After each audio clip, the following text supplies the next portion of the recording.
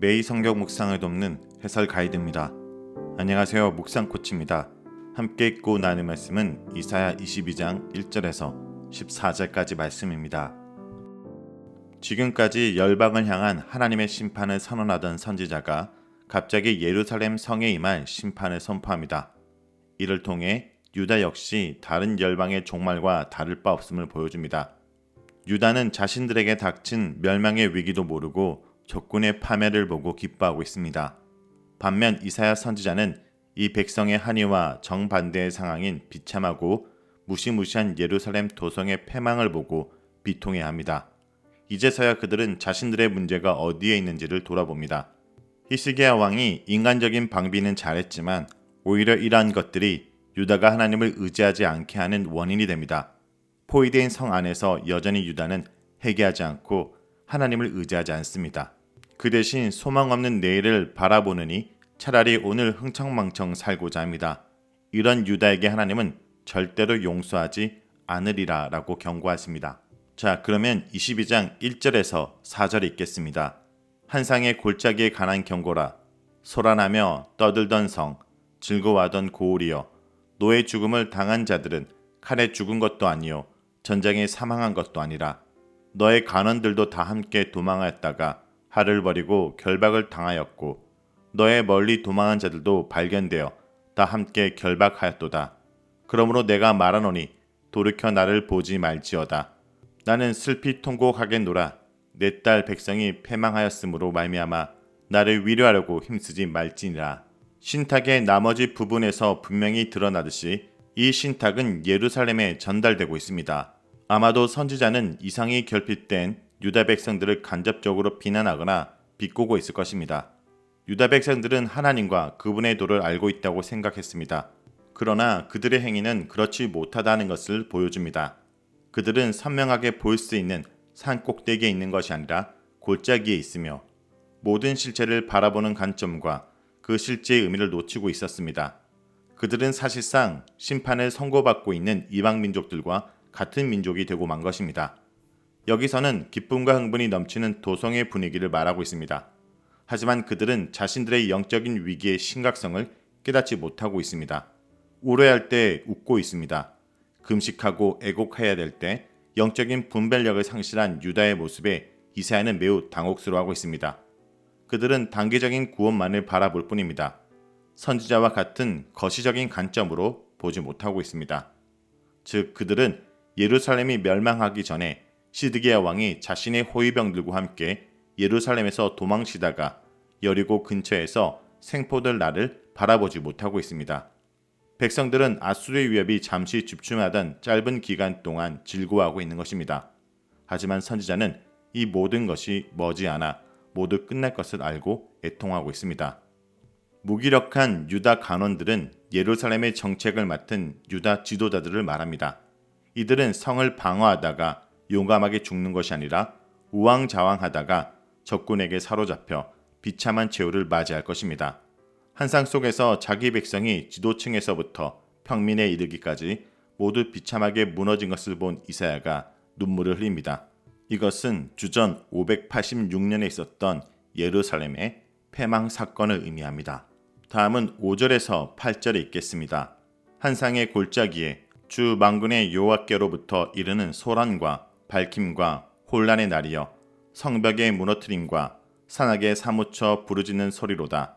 엘람 사람은 하살통을 메었고 병거 자와 마병이 함께하였고 기르 사람은 방패를 드러냈으니 병거는 내 아름다운 골짜기에 가득하였고 마병은 성문에 정렬되었도다. 그가 유다에게 덮였던 것을 벗기며 그날에야 내가 숲을 곳간에 병기를 바라보았고 공격해오는 군대들이 동쪽 기르온 골짜기와 남쪽 흰눈 골짜기로부터 예루살렘 주변을 포위해올 그날에 대한 이사야 관점을 제시하고 있습니다. 이 바벨론 군사 가운데는 엘람과 기르 출신의 용병들도 있을 것입니다. 그 군대는 완전 무장을 하고 골짜기를 메울 정도로 엄청난 위용을 갖추었고 예루살렘을 완전히 포위하였습니다.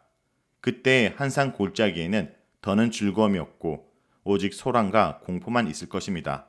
그런데 놀랍게도 이 모든 심판을 주도하시는 분은 여호와라고 밝히고 있습니다. 다음은 9절에서 11절입니다. 너희가 다윗성에 무너진 곳이 많은 것도 보고 너희가 아랫목에 물도 모으며 또 예루살렘의 가옥을 계수하며 그 가옥을 헐어 성벽을 견고하게도 하며 너희가 또 옛못을 물을 위하여 두 성벽 사이에 저수지를 만들었느라.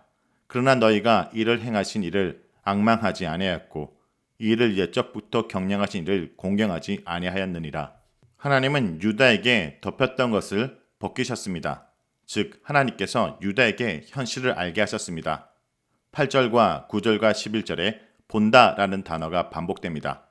8절은 단수로 언급하고 9절과 10절은 복수로 언급합니다. 히스기야 왕 한 사람뿐만 아니라 그 시대 백성과 셈나를 포함한 모사꾼들 모두에게 책임을 돌리고 있습니다. 예루살렘은 천의 요새입니다. 그러나 식수 공급은 이 성의 취약점이었습니다. 그래서 식수를 성 밖 기온샘에서 끌어왔습니다. 이것이 평소에는 문제가 없었지만 전쟁 시에는 식수 공급에 치명타를 입을 수 있었습니다. 히스기야는 이런 예루살렘의 취약점을 알고 터널을 건축하였습니다. 인간적인 노력을 들어 만반의 준비를 한 것은 마땅했지만 때문에 여호와를 의지하지 못하게 되었습니다. 그들은 예루살렘은 하나님의 은혜와 건세로만 수도로서 역할을 감당할 수 있음을 간과했습니다. 그 땅은 언약의 주님에게서 받은 언약의 선물입니다. 따라서 위험과 위협에 직면했을 때 그들이 해야 될 가장 중요한 일은 언약의 주님 뜻 안에서 일하며 그분과의 관계가 변함없을 때 약속된 언약의 축복을 누릴 수 있음을 기억하는 것입니다. 다음은 12절에서 14절 읽겠습니다. 그날에 주 만군의 여호와께서 명령하여 통곡하며 애곡하며 머리털을 뜯으며 굵은 배를 따라 하셨거늘 너희가 기뻐하며 즐거워하여 소를 죽이고 양을 잡아 고기를 먹고 포도주를 마시면서 죽으리니 먹고 마시자 하는도다. 만군의 여호와께서 친히 내 귀에 들려 이르시되 진실로 이 제약은 너희가 죽기까지 용서하지 못하리라 하셨느니라. 주 만군의 여호와의 말씀이니라. 하나님은 슬퍼하며 탄식하라고 명령하십니다.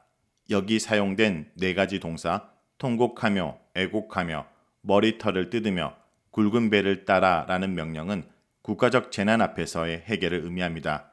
지금은 자축하며 잔치를 벌릴 때가 아니라 깊이 회개하고 하나님께 자비를 구할 때인 것입니다. 하지만 영적으로 무뎌진 유다는 애곡하라는 명령을 받고서도 내일엔 소망이 없으니 오늘만이라도 흥청대며 즐기자고 말하며 한락에 빠집니다. 1절에서 나온 지붕 위에 올라가 소란하며 떠들던 모습입니다.